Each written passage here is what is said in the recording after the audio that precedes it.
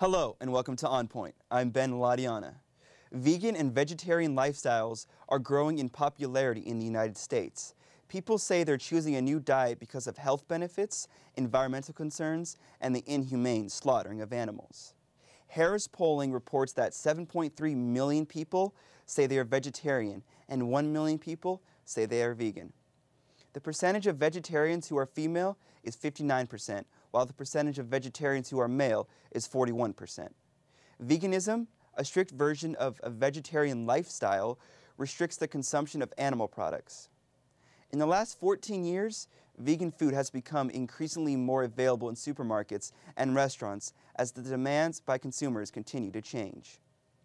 A list of famous vegans include President Bill Clinton, Ellen DeGeneres, and Carrie Underwood. Follow Your Heart Restaurant and Natural Food Store in Canoga Park is one business in the San Fernando Valley that's created a successful business by catering to the needs of vegetarian and vegan communities. My name is Amanda Mason. I am the assistant store manager here at Follow Your Heart Natural Foods. I've worked here for about 12 years. In total, we have 80 employees just in the restaurant and market. We also have the manufacturing facility down the road, and we have a gluten-free bakery that is out in Culver City called Rising Hearts that has a handful of employees there as well. We also have a manufacturing facility where we manufacture nationwide our products such as like Vegenaise, vegan dressings. We have a whole line of vegan dressings, vegan cream cheese, Thousand Island, sour cream, all of the stuff that when you turn vegan sometimes you want to have every so often, but you also don't want to have the real deal. We're pretty busy all the time. We have lulls just like any other restaurant, but we're open 8 a.m. to 9 p.m. every day, and it's very rare that we don't have a decent amount of people running through the door. So, and we're not just the restaurant, we're the store too. So if we don't come and sit in the restaurant, you come and get your more harder things to find, I guess you would say. We're more of a niche shop where if you can't find it at somewhere like Trader Joe's or Whole Foods or Vons, Ralph's, all those places, you can come here and we have random things like, vegan marshmallows, which you don't find everywhere else. And so we're all about not necessarily just the vegetarian food, but just like the better lifestyle, I guess you could say, trying to better yourself, making sure that you're getting moving, you're being healthy, and that you're not only feeding your body, but your soul and your mind. We've had customers that have been coming here for 40 years, and we have people that have been coming here since it was in a different location. We started on a location just down the street as, like I said, a small sandwich counter, and then when we grew into something larger, we had to get a bigger space, which is now this space. And it's funny because this space has good karma now because it used to be a butcher shop. As the price of USDA prime beef reaches an all-time high of $5.28 per pound, maybe more butcher shops will be turning into vegan grocery stores. On Point's Jacqueline Koenig has more on the story. Jacqueline? Thank you, Ben. Hello, and thank you for joining me today. We have author of the book Vegan Bite by Bite, Marilyn Peterson, and longtime vegetarian Keith Sikora, and dietitian Dr. Diana Shore. Thank you all for being here today. And first, I'd like to start off by asking all of you, what would be defined as a vegan, and what does it truly mean? As there are a lot of misconceptions out there. Would you like to answer? Well, being a vegan means no animal products, including dairy. Yeah. Okay. And what is the difference between vegans and vegetarians? If you'd like to answer. Well, I'll follow up on Marilyn saying, yeah, it's when you said vegetarian, I was a vegetarian on and off for like the last 10, 15 years, and a vegan for the last 2 years. So vegetarians normally will have dairy in their diet. Sometimes even vegetarians have fish, but they're kind of cheating a little bit or a lot of bit. But most vegetarians would say that they don't eat meat, but they'll do dairy. So vegans don't do dairy at all, no animal products. Sometimes they'll say nothing with a face on it. And then you got hardcore vegans who don't wear any leather, they don't wear any animal products whatsoever, and they're the ones who are like on the forefront. You'll see, but just in terms of diet-wise, usually it's just a plant-based diet with no animal products whatsoever. And the lacto-ovo eats no dairy or no eggs. Okay. Okay. That's a hard one for most people because you don't see the eggs in most food. So Right. it's in so many things, but you don't see the eggs. So. And this question is for you, Dr. Shore. Are vegetarian diets safe, and are they also safe for children? Yes, of course. Because some people think they might not be safe, and what would you say to those people? I think it's not safe to be eating animal products. I think it's the opposite. If you look at the data and what is happening, I mean, what are we dying from? We're dying from eating animals, high-fat, saturated diet from beef, chicken, pork, and dairy.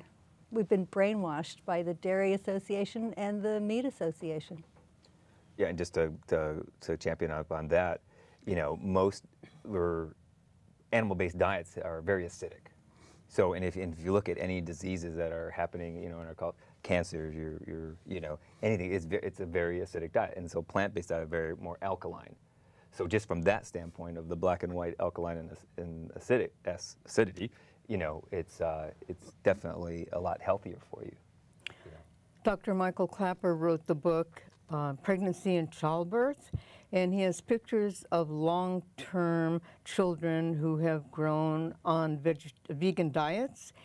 You should see them, radiant. Their eyes have a luster and a sparkle. Their hair is just so shiny. You know, their teeth are beautiful. They're perfect examples of health. And this is, they're raised from childbirth to teenage vegans. Yeah. Okay. And Marilyn, you describe in your book the 2 stages of becoming a vegetarian. Can you explain those 2 stages? The first stage is processed foods, vegan processed foods, so foods with no animal and no dairy. And processed foods for a vegan are mock meats that are dressed up to look like plants, but they're not actually plants, they are processed, although they come from the plant kingdom. So that's the first stage, and the second stage is whole plant-based foods. Okay. And so there's a 6-week menu guide. Okay, that's great. And for Keith, what were some of your reasons that you went vegan or became a vegetarian as well? I think the biggest one was the compassion aspect of it. You know, I don't, for a lot of people do it for different reasons. I mean, I think especially here in LA, most people do it for health reasons. But I originally did it for the compassionate aspect of it. When I was married, we had, you know, dogs, and even though I had dogs growing up, there was something about finally having a dog on my own that when I would look at Dagny was the dog, you know, there was just something inside her that I just was like, wow, and it started the conversation to think like, wow, how was this dog and this animal different than the other ones? And so I think that was the seed that originally started. And then, you know, I said I was kind of on and off for a while, for like 10 to 15 years, and it was just really interesting when I kind of knew dairy was going to be the last frontier.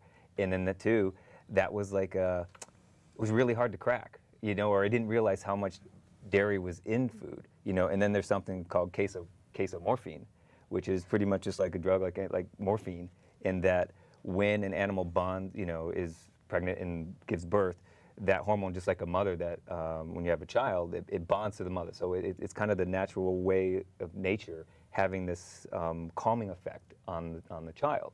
So in the animal kingdom, you have that as well. So dairy has all this casomorphine in it as well, why it's so difficult to pop that particular addiction of dairy. That is just another interesting thing too. So again, it was kind of difficult, but you know, it was just the compassionate aspect of it, and then too on a more global level, you know, there's 2/3 of the world go to bed hungry without proper water, food, and nutrition, you know, and 1/3 of the industrialized country use up 2/3 of those resources. You could take 70 to 80% of the grains that they grow in the world, you know, to feed the animals that you kill, that lifestyle really isn't even that great. Even if you did half, if you did a half of the vegan diet, you could feed like 2/3 of the world that go to bed hungry. So it's a mixture of a whole bunch of different things, and if I can do my part, then, you know, I feel like I'm part of the solution, not part of the problem.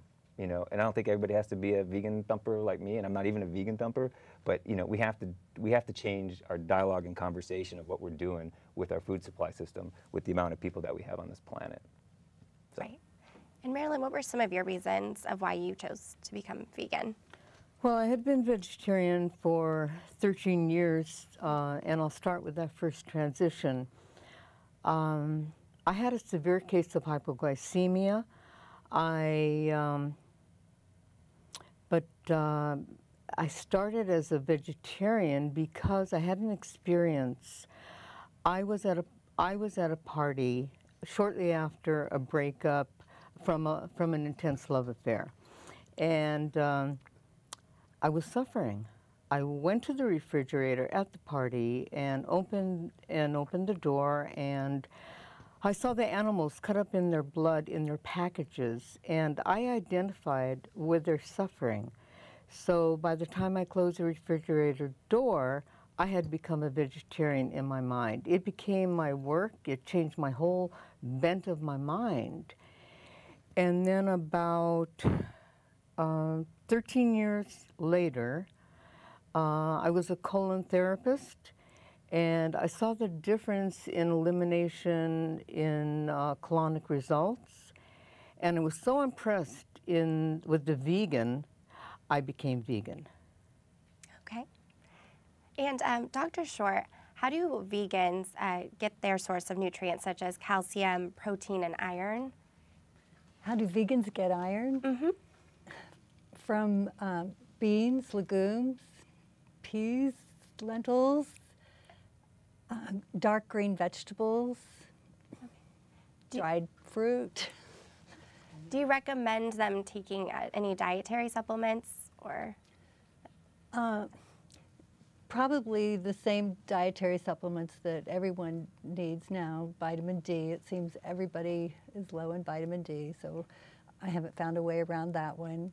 And B12 is the one that it's hard to argue with.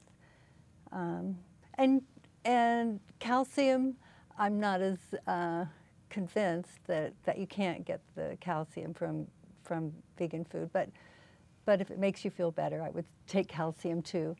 You can get calcium from the dark greens and the legumes too. Okay. And omega-3s. Sorry? Omega-3s and 6. Omega-3s, that's another one that is kind of across the board. But you can get from flaxseed and now chia seed. We do have some vegan foods. But I was going to say, that's kind of the big misnomer. I mean, there's so much propaganda to say about how much protein you get, and they'll ask you, like, right. Well, where do vegans get their protein, you know? Well, where do the animals that you eat get their protein from? They get it from grass, they get it from plants, things. So, I mean, if you look at the whole system of how it's set up, it's really kind of a big conundrum and like, really a fallacy of, like, where you get it, you know, and the amount that you actually need. And if you look at per serving, the amount of protein that comes from, like, you know, any kind of greens compared to a pound of meat, I mean, the actual way your body uses and can extract that protein, it's far higher availability rate in a plant-based diet than it is an animal-based diet. And even too, the calcium. You know, we have one of the highest osteoporosis rates here in America, and like we're one of the biggest consumers of dairy products. So you actually, when you do drink milk, when you do drink dairy, it actually, the calcium in your bones actually, they actually leaches onto it. So you actually lose more calcium in your bones when you drink and eat dairy products than you would actually gain by getting them. So again, there's this whole thing with food of what we've been told is the way that we need to do it and the way we need to eat, you know, to be healthy. And it's just, again, it's run by the big industries that are making all these rules and the lobbyists that tell you that, oh, you have to have this food pyramid, all these things, and it's just not accurate. Right. It's really not. Most degenerative conditions are caused from too much protein rather than not enough protein. Right. So. And Dr. Short, what are some of the health benefits of being a vegetarian? Number one, you feel better. That was a big one for me. Better digestion, elimination, everything works better, and without trying, you'll maintain a more desirable weight. And then less risk factors. all the risk factors that we know in this country for heart disease and cancer, the big ones are from animal products. Okay. And what are some of the benefits that you experience being a vegan? I mean, there's so many. Like I said, I think health is almost like just a tip of the iceberg and a byproduct. I mean, I feel clearer. I feel more connected to people. I mean, I think Paul McCartney said something about if the slaughterhouses had glass windows, if you could actually see. I mean, there is something that, that just within my existence on the planet, I just feel more connected, and clearer and more present with, humanity and really all sentient beings, really, Do you have anything to add to that as far as the benefits? Well, I think there's great peace of mind in knowing that because of our compassion, we're not contributing to the suffering of the animal's plight. And that, sleep is great, energy is great. I love being vegan.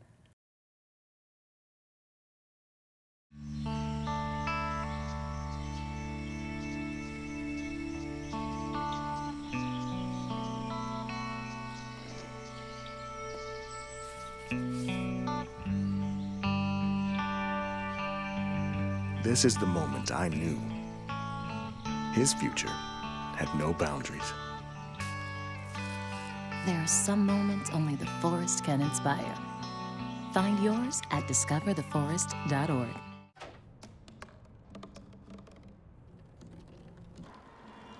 Everybody has a dream.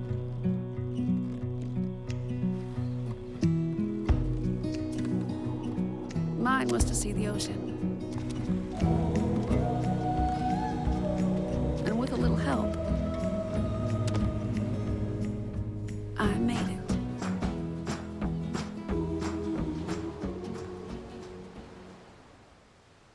I want to be able to impact the community, to reach back to where I came from and pull some people up with me. My name is David, and I am your dividend. Some argue that being vegan or vegetarian is too expensive because there are less options or not as many options. And what advice do you have for those people who feel this way? I don't necessarily believe that's accurate, for one. And it's just like anything. When you make a commitment to do something, you find ways, and you'll find your little niche of things that you like to eat and how you'll prepare things. So, I don't necessarily agree that it's more expensive. And, too, health benefits compared to, any kind of other maladies that might, come up, how can you put a price tag on your life and on your health? And so, and I would have to agree with Marilyn, the health benefits that you get of eating this way, I think far outweigh any price tag, again, with our insurance companies, everything going up. I mean, you just feel so much healthier and cleaner, I think. Most of us had poor ancestors, and they ate beans. That was their source of protein. Mm-hmm. We can shop at farmers markets where there's beautiful, lush produce, reasonable prices. We can get beet greens, carrot greens that are free, radish tops. I mean, there are so many different ways we can utilize what the farmers throw away that are so healthy and give us so much vitality that there's lots of ways we can save, but mostly we're saving our good health. Yeah, and I would say, I think we've become so disconnected with the whole food process. Like so we don't even know. I mean, you just go to the store and you buy this or you buy that. So going to farmers markets, especially in Los Angeles, is amazing. You get to know the farmers who actually go out and pick the things. You get to talk to them and see how it is prepared. I mean, again, if people really knew how their food was being prepared and what was put on those plants and put on, and I don't know if we're getting to talk into like genetically modified things, what they feed these animals is insane. It's crazy. It's, you know, the antibiotics that they're giving them. They're trying to make everything bigger, fatter, in this shorter amount of time because they're promoting this way, this lifestyle. So you have to have all this meat, you know, and what they're feeding you. I mean, okay, we just had that drought last year. So all the corn, which is, you know, 90% genetically modified. So what they're doing in order to fatten up all these animals that you're eating, they're giving them like gummy bears, they're giving them all this stuff that has corn syrup stuff in order to fatten them up to get them, you know, again, in this condition to eat them. You know, you're ingesting that. When you eat all that stuff, whatever they're feeding those animals and the conditions that they're in, you're ingesting it. It's imprinted on there. So there's just something, again, you can't put a price tag on health. And if you look at our, you know, the direct correlation between our insurance and our food prices compared to, the health and, you know, and people who are being sick, I mean, you can see the direct correlation from, you know, when you're actually eating good food and proper food back in the day when it, you know, the nutrients are in the ground and what you're eating compared to the people who are getting sick. I mean, you just, it's so spot on to see like, wow, something really bad is happening in this country that we have to, you know, change our discourse and change the way that we're eating. And we don't have to eat processed. They didn't have processed when I started as a vegan. Right. You could learn to cook. Right. And how would you say your transition was to becoming a vegetarian? Did your whole lifestyle change, not just the food that you ate, or?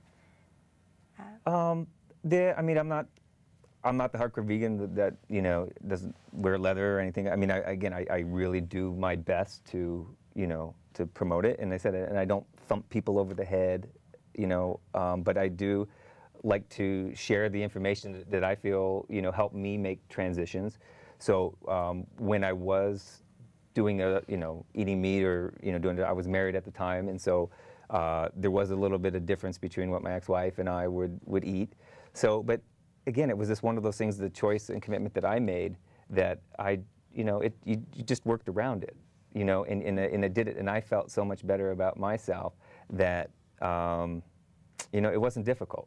I think that's, again, another thing that people think it's so difficult or so hard to do. And really, it's just a commitment. It's a choice. When you do it, you know, when we were talking earlier, you just find ways where it just, everything's kind of falls into place. You know, you'll find a way. And it's definitely a lot easier than what I think most people think it is. Yeah, the most important thing is to learn how to read labels and check your ingredients. And today, with the issues of GMOs, it's so important to read labels. Yeah. Yeah. I agree. And Marilyn, what are your most enjoyable meals to make from your book that are vegan dishes? Well, I love our guests love the squash enchiladas. And I do a lot of raw foods as well. So there are 10 out of 11 raw food desserts in the book, Vegan Bite by Bite. And gosh, I've got over 100 recipes, so I'll just tell you that they're all basically easy with a few ingredients, and it doesn't take a practiced cook, you know, in the kitchen. They're easy and they're fun, and I'm told they're delicious. Yeah. Raw food, when it's done right, it's a culinary orgasm in your mouth. It's insane. You know, it's really, really good because when you layer raw food, there is this thing that's on your palate between the sweet and the sour and the salty, and again, it's almost like taking in notes of a fragrance. Like each one kind of hits you in a different way. You know, that, again, it's really amazing when it's done right. When it's not done right, kind of tastes like, oh, that's what I thought raw food would taste like. It tastes like cardboard. But when it's done right, it's awesome, man, right? It's yummy.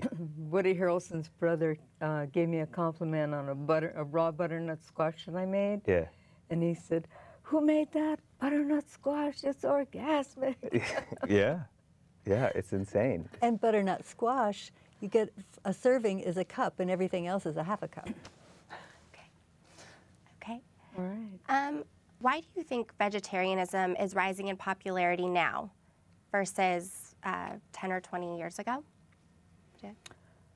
Well, as a 33-year-old vegan, I can say that the awareness is so heightened today because of the information age and there's so much great technology, and the research is so strong that vegan diet is so healthy, and all of the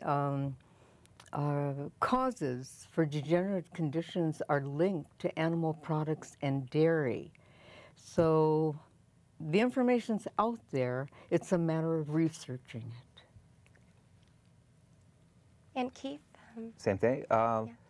You know, I think, like anything, in the process of evolution is consciousness aware. Like, why, you know, why did we ban smoking on airplanes? Well, because we learned the data, like it's not healthy. When, you know, with anything through the process of going on this, you know, the third rock from the sun through the evolution of what we're doing here, the more we learn, the more we realize, wow, it's maybe what we were taught from our parents and whatever generations doesn't work for us as healthily as what they told us it did. So I think we're at a place in our evolution in 2014 here to say, like, wow, we, again, have to change what we're doing. I believe we are what we eat, and what we're eating is most of the stuff's not even food.